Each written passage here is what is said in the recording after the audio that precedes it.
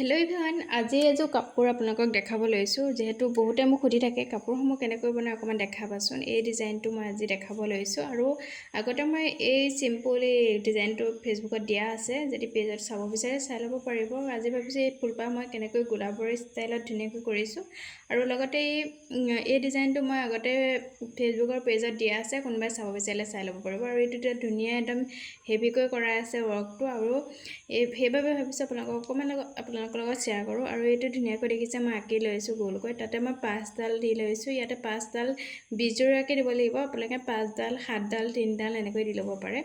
আৰু তাতে মই ইয়াৰ সূতা ভৰাই লৈছোঁ আৰু এইপিনে এতিয়া মই ভৰাই দিম। আৰু এই ডিজাইনটো বহুত বেছি ভাল লাগে। আপোনালোকে কৰোঁ ভাবিলে কৰিব পাৰে এইটো ডিজাইন। আৰু এই ডিজাইনসমূহ কৰিবলৈ সহজো হয় আৰু বহুত সোনকালে হয়। এই ৱৰ্কসমূহ আপোনালোকে যেতিয়া এনেই থাকে ঘৰত, যদি বিচাৰে মানে কাপোৰ এযোৰ কৰোঁ, তেন্তে সহজে কৰিব পৰা এটা ডিজাইন হয়। আৰু বহুতে যিহেতু বিচাৰে ন, মই মোবাইলটো ষ্টেণ্ডত ৰাখি লৈছিলোঁ আৰু সেইকাৰণে অকণমান হালকা হৈ আহিছে। ৰ'ব মই ঠিক কৰি লৈছোঁ। আৰু মোৰ যে একদম বহুত বেছি অসুবিধা পাওঁ এই মোবাইলটোৰ কাৰণে, এনেকৈ ৰাখি ল'ব অকণমান দিগদাৰো হয়।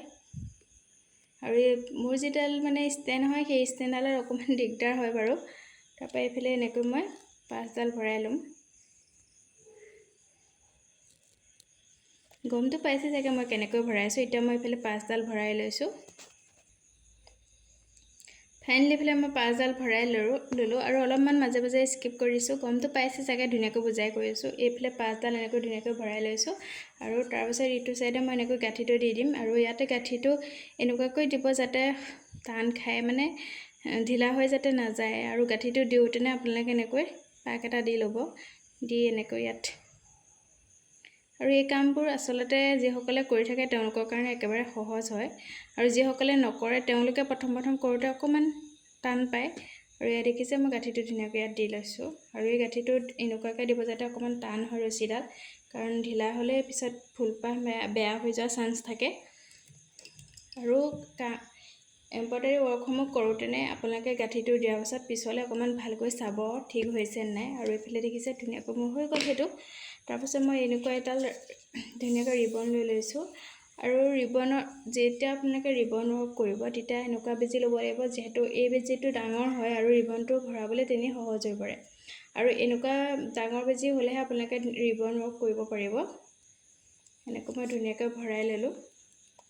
দেখিছে মই কেনেকৈ ভৰাই লৈছোঁ, মই ধুনীয়াকৈ আপোনালোকক বুজাই গৈছোঁ। তাৰপিছত এইপিনে ধুনীয়াকৈ এনেকৈ ভৰাই মই বেজিটো ফিক্স কৰি ল'ম যাতে ওলাই নাযায়। ইয়াত ধুনীয়াকৈ ফিক্স কৰি ল'লোঁ। তাৰপিছত মই ইয়াতে কাটি দিছোঁ।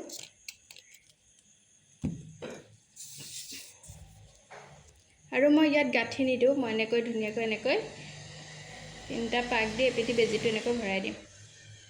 বুজি নিশ্চয় পাইছে, আৰু যদি বুজি পোৱা নাই তেন্তে মোক জনাব, মই আকৌ এবাৰ দেখাই দিব চেষ্টা কৰিম। বহুতে যিহেতু ৰিবন ৱৰ্কটো মই কেনেকৈ কৰোঁ সুধি থাকে, সেইকাৰণে ভাবিলোঁ আজি দেখাই দিওঁ। তাৰপাছত মই এইপিনে তলতে এনেকৈ ভৰাই ল'ম। ধৰিব পাৰিছেনে? মই বহুত জুম কৰি দেখাবলৈ চেষ্টা কৰিছোঁ। তাৰপিছত এনেকৈ ভৰাই ল'ম। এতিয়া মই এনেকৈ ৰিবনডাল অকণমান পকাই ল'ম। বেজিটো পকাই দিলে অকণমান ৰিবনডাল পাক খাই যাব। তাৰপিছত এতিয়া এডাল এৰি এটা ঘৰত মই এনেকৈ ভৰাই যাম। এনেকৈ এটা ঘৰ এৰি এটা ঘৰত ধুনীয়াকৈ ভৰাই গ'লে হৈ যায়। আৰু ইয়াতে ধুনীয়া এটা ডিজাইন হৈ পৰে। আৰু যিসকলে মানে কৰে সেইসকলে ভিডিঅ'টো স্কিপ কৰিব দেই। আৰু যদি কিবা ভুল হৈছে জনাসকলে জনাব। এনেকৈ মই এটা ঘৰ এৰি এটা ঘৰত ভৰাই গৈছোঁ। আৰু বহুতে যিহেতু কৈ থাকে, ৰিকুৱেষ্ট কৰে যে তুমি কাপোৰসমূহ বনোৱা ভিডিঅ' নিদিয়ে, সেইকাৰণে ভাবিলোঁ আজি ভিডিঅ'টো দি দিওঁ। আচলতে মই ভিডিঅ' বনাই কাম কৰিলে কিবা লেজি হয় নিচিনা লাগে, সেইকাৰণে মই ভিডিঅ' বনাই কাম কৰিব একেবাৰে আগ্ৰহী নহয়। তথাপিতো আপোনালোকৰ ৰিকুৱেষ্টটো ৰাখিবৰ কাৰণে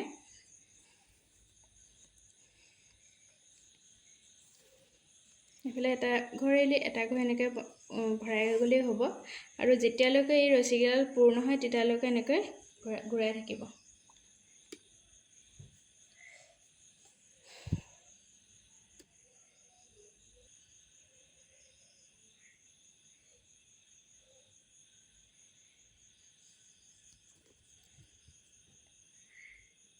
মই যাতে প্লাছটো জ্বলাই লৈছোঁ, বহুত বেছি বগা নিচিনা আহিছে যদিও নাজানো, কিন্তু মই ইয়াতে মানে কালাৰটো ইমান বেছি লাইট নহয়, ডাৰ্ক কালাৰে হয়, হালধীয়া ডাৰ্ক কালাৰটো লৈছোঁ।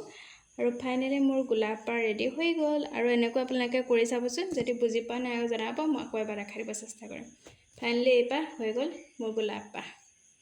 ৰ'ব মই ফ্লাছটো অফ কৰি দেখাইছোঁ, যিহেতু ফ্লাছটো অন হৈ থাকিলে বহুত বেছি বগা দেখিছে।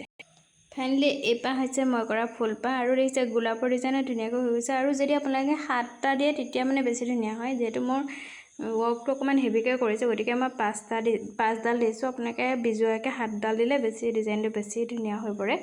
এতিয়া এইটো ডিজাইন আপোনালোকে কৰি চাব পাৰে। আৰু এইটো ডিজাইনৰ ফুল এই পাহ আপোনালোকে চাওক কিমান ধুনীয়া লাগিছে। আচলতে ফুলপাহ যেতিয়া গোটেই পাহ কৰিব তেতিয়া বহুত বেছি ধুনীয়া হয়। এইটো হৈছে ডিজাইনটো। আৰু ইয়াতে এতিয়া মই যিহেতু চাদৰখন ষ্টিক কৰা নাই, গতিকে অকণমান ডিজাইনটো আপোনালোকৰ বেয়া লাগিব পাৰে, কিন্তু ষ্টিক কৰি দিলে ধুনীয়া এটা ডিজাইন হয়। আৰু এই সৰু সৰু দিছে এইখিনি একেবাৰে সহজ হয়। আৰু আগত এটা ভিডিঅ'ত আপোনালোকক দেখুওৱা আছে, যদি চাব বিচাৰে মোক চেনেলত গৈ চাই ল'ব পাৰিব।